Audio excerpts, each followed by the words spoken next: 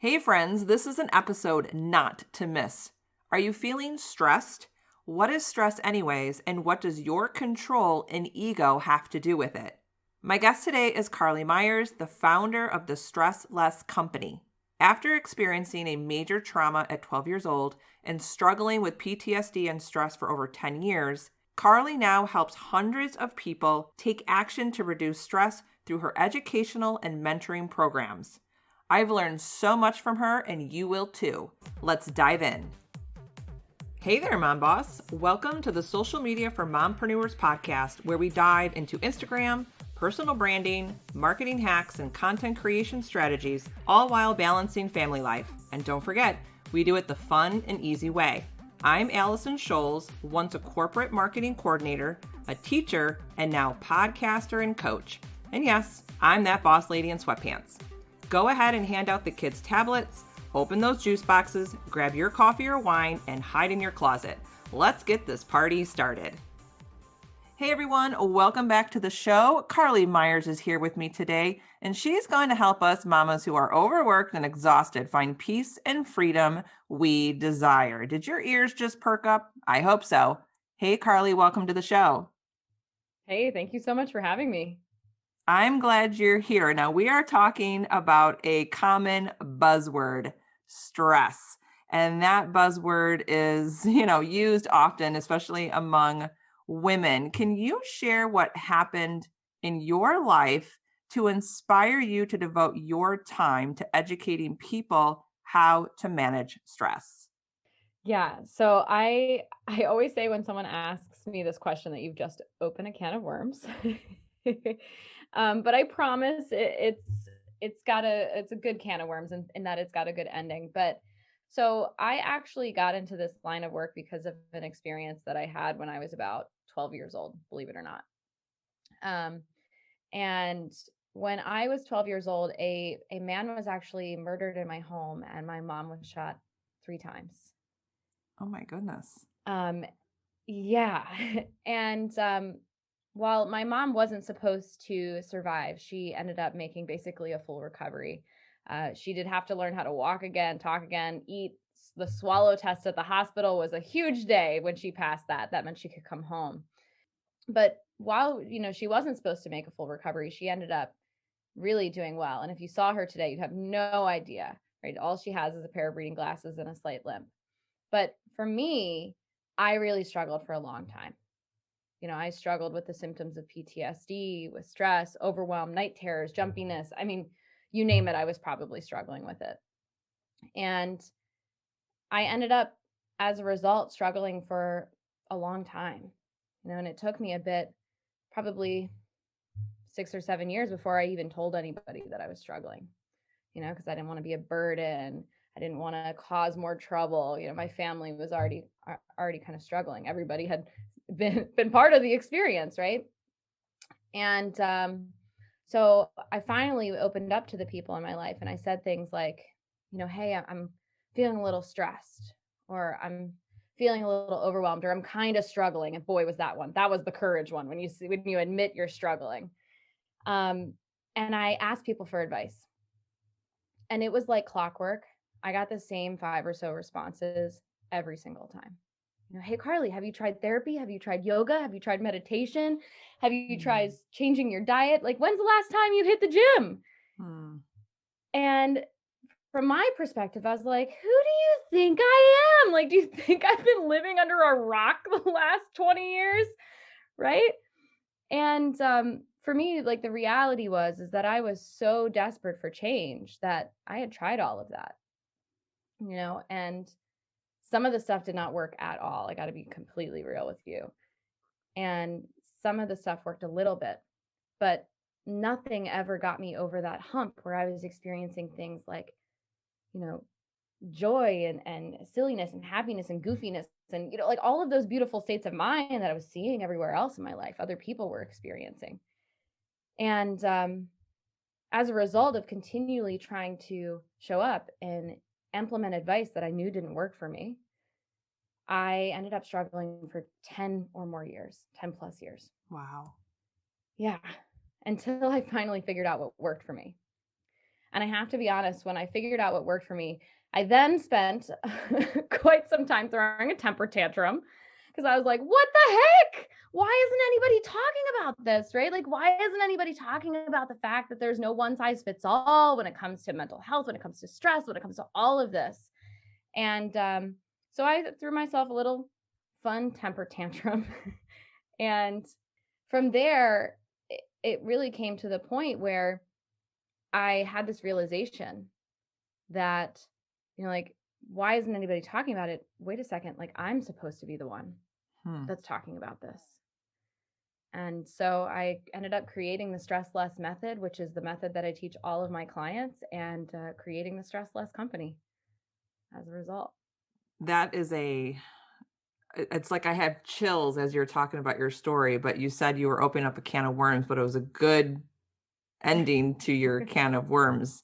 Because do you feel that you Exactly. were almost meant to Hmm. experience the stress you went through so you can help others go through what they're helping? Do you ever question that? Yeah.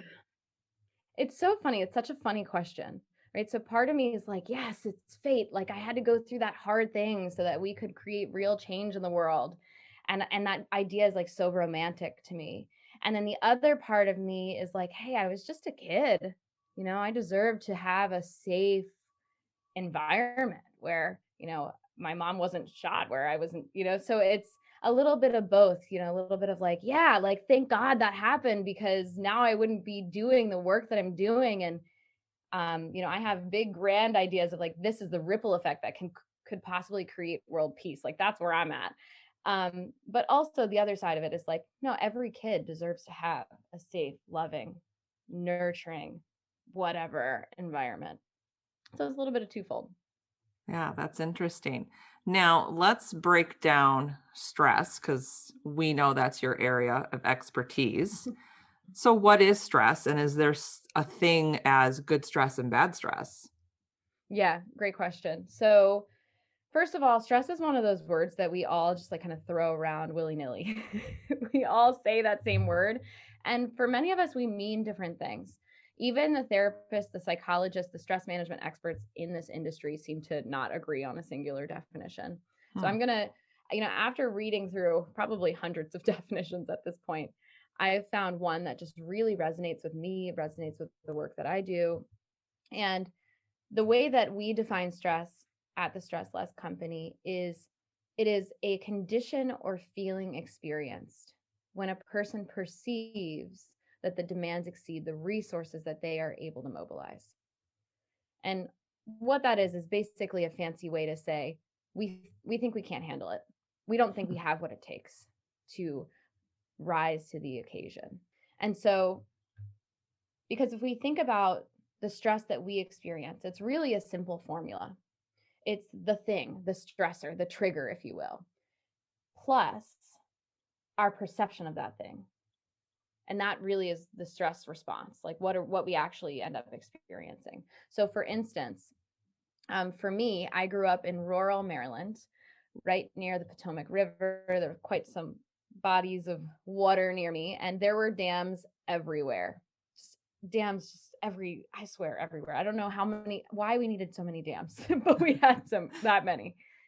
And so I grew up constantly hearing, what would happen if, what would happen to people if they forgot a dam existed or they didn't know a dam was there, right? They were going over and some tragedy story would happen. And so as a result, when I thought about going on a boat, on a kayak, in a canoe, right, my immediate response was, I am not going over a dam. Did you research that route? What are we doing? Right? So for me, the thought of going kayaking plus my perception of how dangerous it is equaled the amount of stress.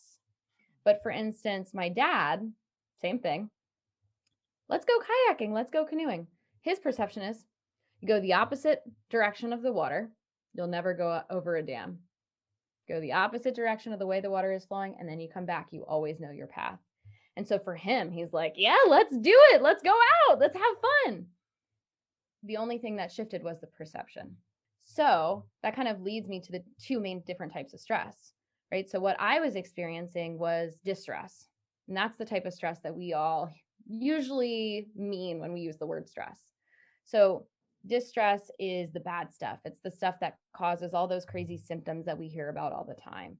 Cardiovascular disease, heart attack, strokes. It can cause headaches, migraines. It can cause irritability, anxiety, and I could go on. And what's interesting about distress is that it also creates this really specific physiological response. And what it does is when we perceive that stressor, that thing, as a bad thing, our blood vessels actually constrict. And so the blood has trouble moving through our bodies, which means we're kind of just like fighting ourselves to rise to the occasion. Versus my dad, he was experiencing this thing called eustress. Still stressful, right? Still invigorating, still got to worry, you still got a lot going on if you're in the middle of a river. Right? But he viewed that stress as a good thing. Now, typically, eustress is associated with things like getting married or getting that promotion or having a baby, right? Like these things are also incredibly stressful. I think of the word excitement. Yep. Like euphoric. It really stems from that kind of perspective. Yeah, it shows up. Anxiety and excitement show up the same way in the body. It's just the perception that creates the difference between the two. But so when we experience eustress, when we perceive the thing as a good thing, what happens is our blood vessels actually expand. So we create a completely different physiological response just based on what we're thinking. And so the blood's able to move through our bodies, the oxygen's able to get to our brains, and we're actually able to rise to the occasion. We're not fighting ourselves. We're still maybe getting that fight, flight, or freeze response, the sweaty armpits, it's all of that. But it's not creating all of those negative side effects, which is pretty awesome. It's a biohack if we really think about it. That is so interesting. And I'm already thinking like us moms, when we go through our day and we tell ourselves, oh, I'm so stressed.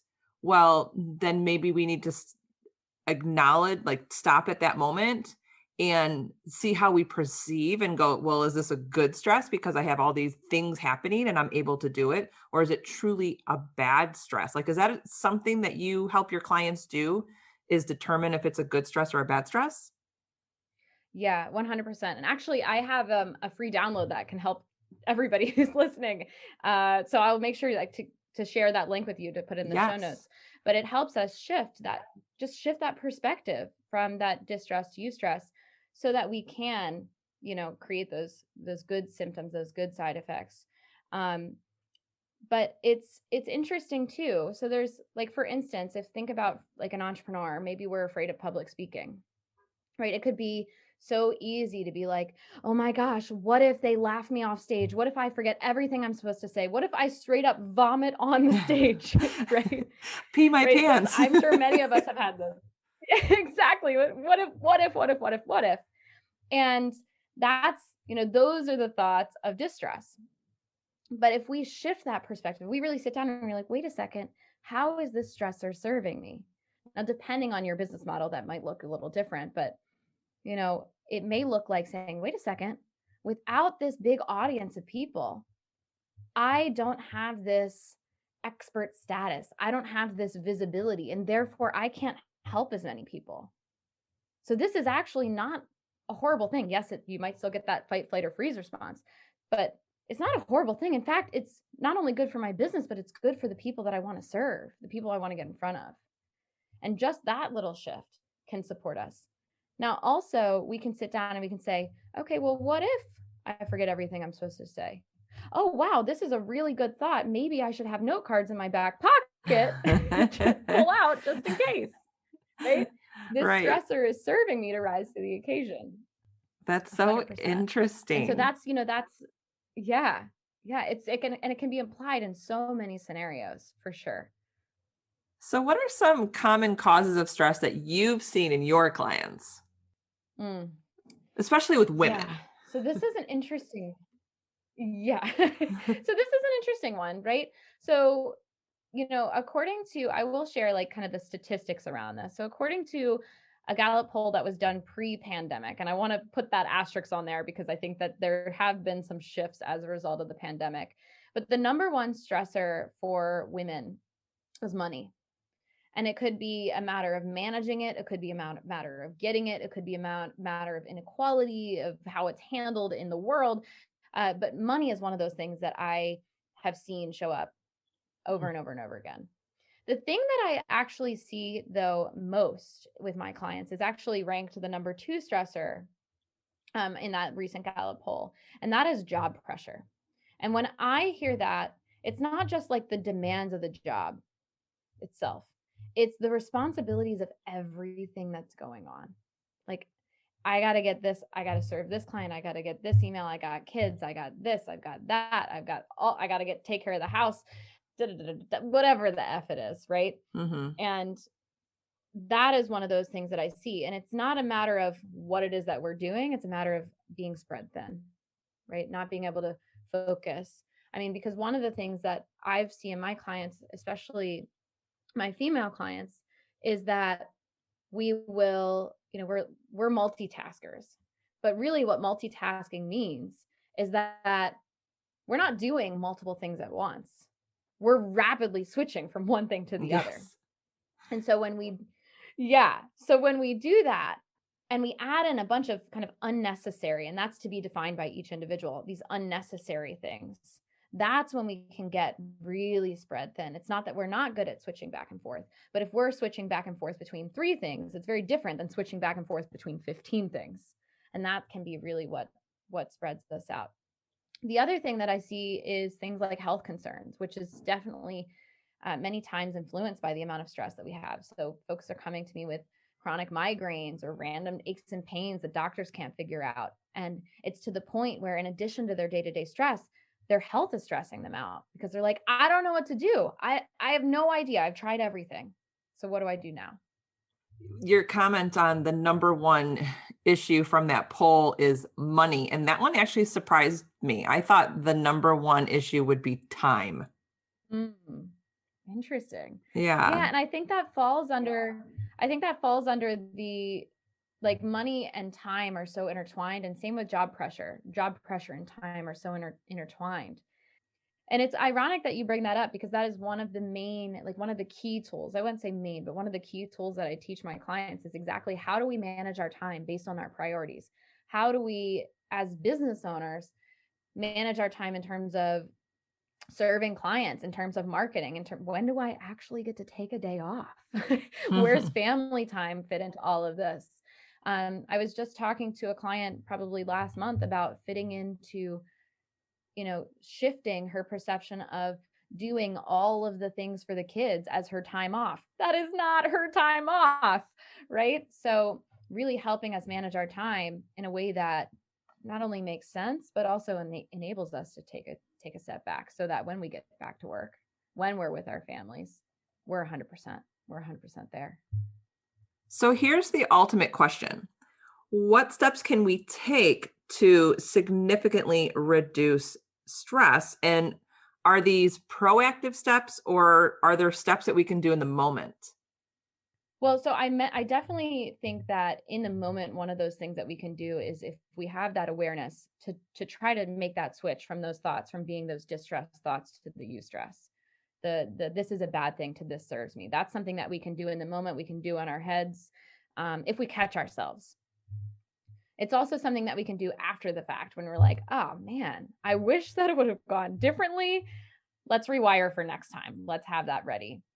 But one thing that I also recommend to folks who are experiencing stress is to start with the basics. So here at the Stress Less Company, we actually start with this thing called creative stress reduction. And so creative stress reduction is any activity that helps us get out of a state of fight, flight, or freeze and gets us into that state of play or flow, aka rest and digest mode. And so this can be really anything. It could be playing with your dog. It could be going on a walk. It could be gardening. It could be knitting. It could be formatting an Excel spreadsheet if that's what you're into. Really could be anything. As long as it gets you out of that, out of that fight, flight, or freeze mode. And the reason that we start with this is because when we are in that distress state, when we're in fight, flight, or freeze mode, the first thing that goes out the window is our critical thinking. Hmm. And critical thinking is a really important thing to have on board. 100%. We need it in our businesses. We need it in our day-to-day lives. We need it just for street smarts. And so when we engage in creative stress reduction, it helps us get our critical thinking back.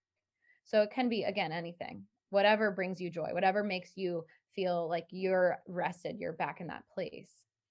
And then from there, that's where the deep work comes in, right? That's why my clients decide to work with me, because it's about, okay, what can I do? How am I creating more suffering for myself? Where are the unnecessary stressors in my life? What can I do to pull those out from the root so that if something that's unpredictable comes up, like a family member gets sick or a global pandemic happens, that's not the thing, right, that breaks the camel's back.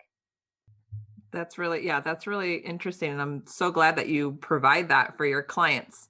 Now, I want to shift gears and I want to talk about coping and prevention. Can you share your best tips on coping with stress? And then here's the other question. Can stress be fully preventable? Okay. Well, I would definitely say start with a creative stress reduction for coping with stress, 100%, hands down. In terms of the preventability of stress, this is such a great question, because a lot of folks are like, this is what life is, it's just stress. It just comes up.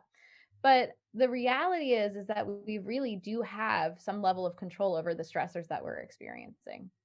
And so one of the things that I have my clients do is actually create a thorough inventory of everything that is stressing them out, really triggering them. And it can be like traditional, like I feel frazzled type of stress, but it also can be like, this is really making me angry. Like this, the girl, no, are you kidding me? Right. You could have those responses too. Anything that's making you feel a sense of despair, or stress, or anger, really going through that. And then what we do is we then get to the root, because that initial stressor is just the symptom. We get to the root of what's causing that.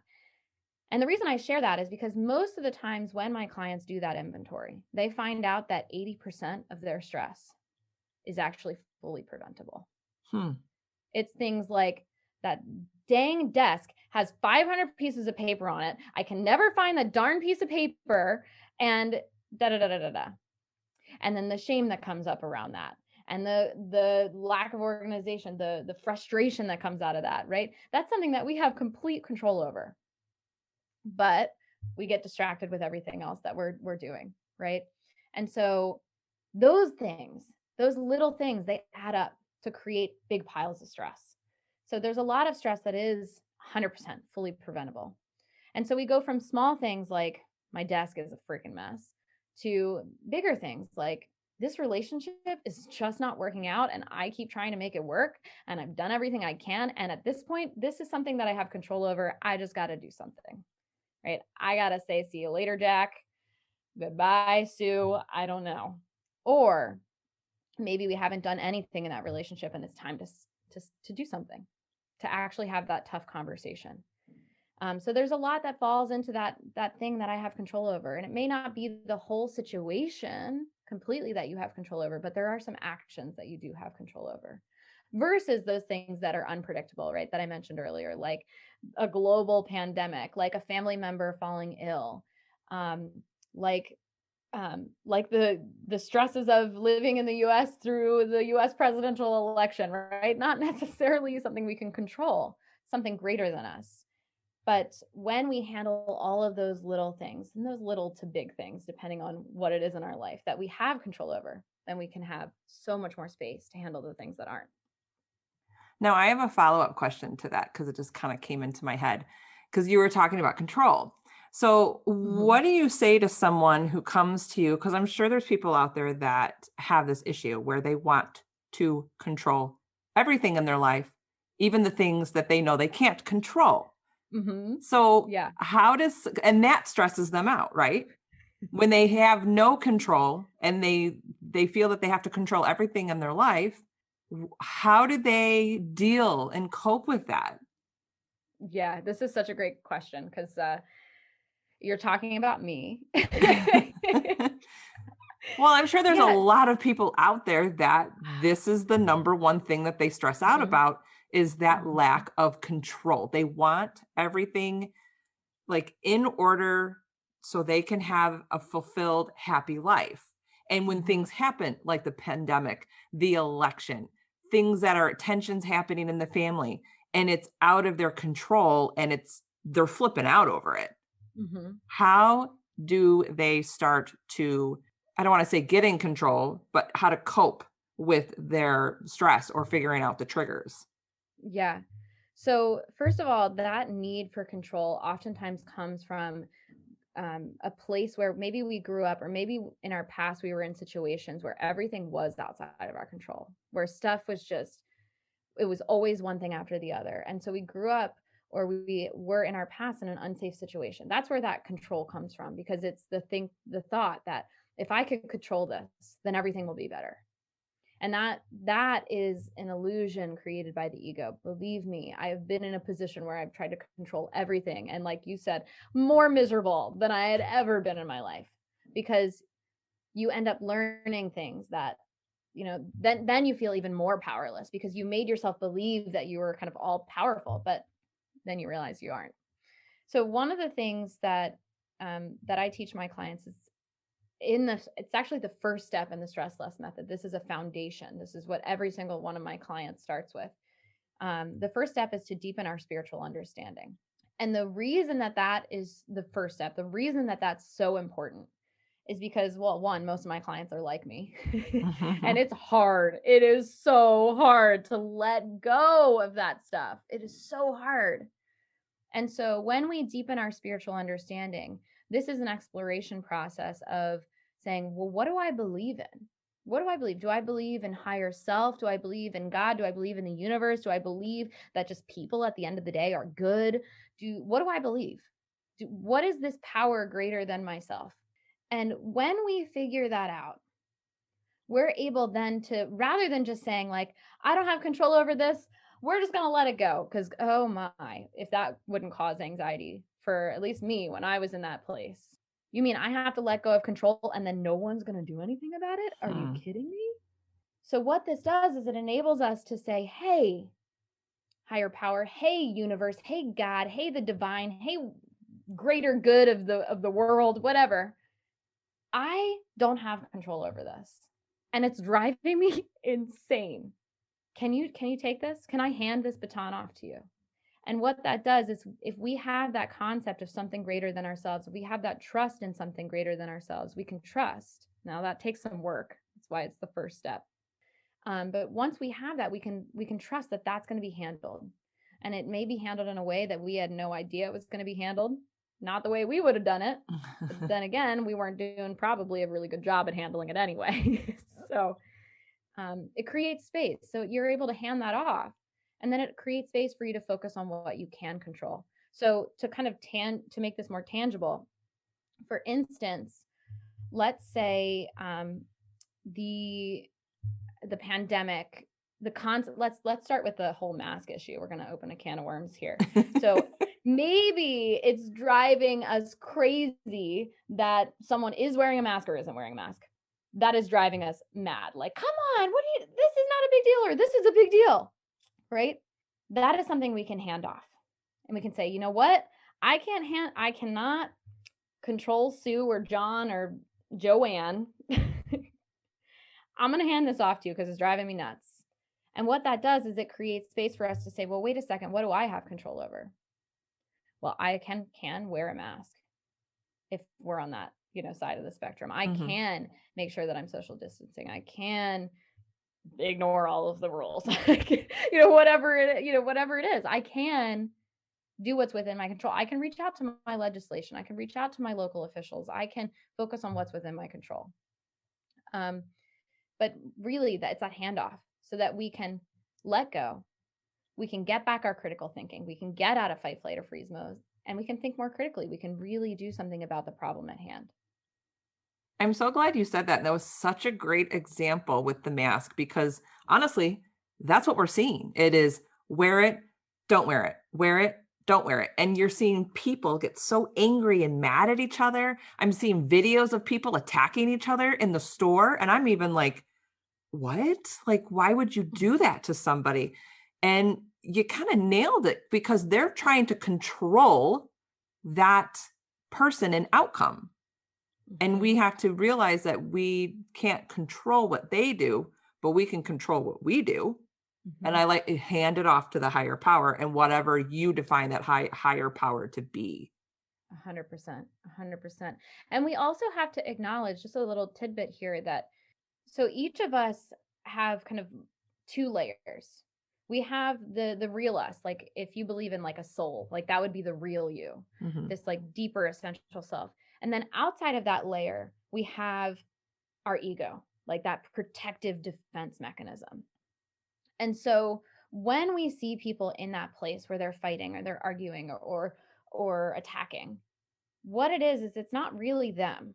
Their ego, that extra layer, you think of it like maybe a coat on somebody. It's not part of them. It's just there. It's protective, protect from the cold or the winter or whatever. What it is, it's their ego trying to protect them.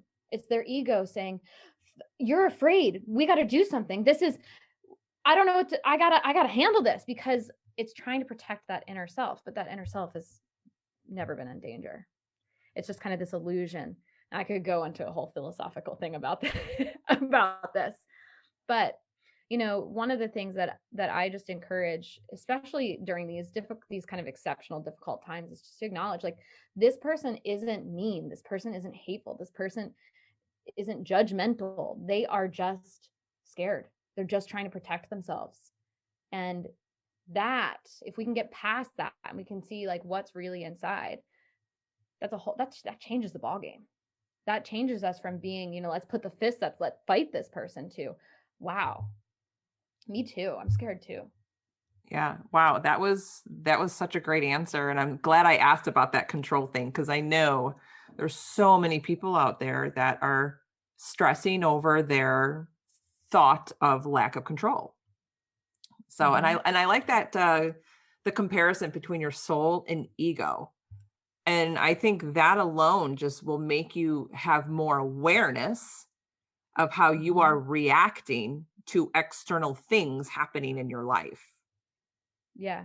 Yeah. And what I love to compare the ego to is it's basically just a label maker, right? So it's just like walking around and spitting out labels on everything. It's like bad person, good person, that's salt, that's that's sugar, that's this, that's that. And sometimes the ego will put a label on something that is completely wrong. Like it'll say, I don't know, let's say I have a jar of sugar and it'll label it, be like, this is a dog. And you're like, no, just because you labeled it a dog, ego, does not mean it's not sugar. So we have to have this awareness of it, that awareness, so that we can really see what is real, what is not, what is our perception. So yes. Yeah, really so many good tidbits in this conversation today. Perception, soul, ego, control. I mean, we just went over so much, but I know that you go so much deeper when it comes to stress and how to deal with it, identify it, all of that. So I know our listeners are definitely going to want to connect with you. So where can they find you? Yeah. So first of all, you can find me at stresslessco.com. And actually, that gift that I remembered earlier in the episode, it should pop up as a little pop box. So if you're dying to get that, definitely go to stresslessco.com. And then I'm basically everywhere on social media at the Stress Less Co. So Instagram, Facebook, you name it. Awesome. I will make sure that that's in the show notes. And Carlee, thanks again for coming on the show today. I really enjoyed our conversation. Yeah, thank you for having me. Thank you for tuning in today. If you loved today's episode, then please head over to iTunes, social media for mompreneurs, and leave a review. Your review helps grow the show. And don't forget, head to bossladyandsweatpants.com to grab all my freebies and hang out with me on Instagram at Allison Scholes. I'll see you soon.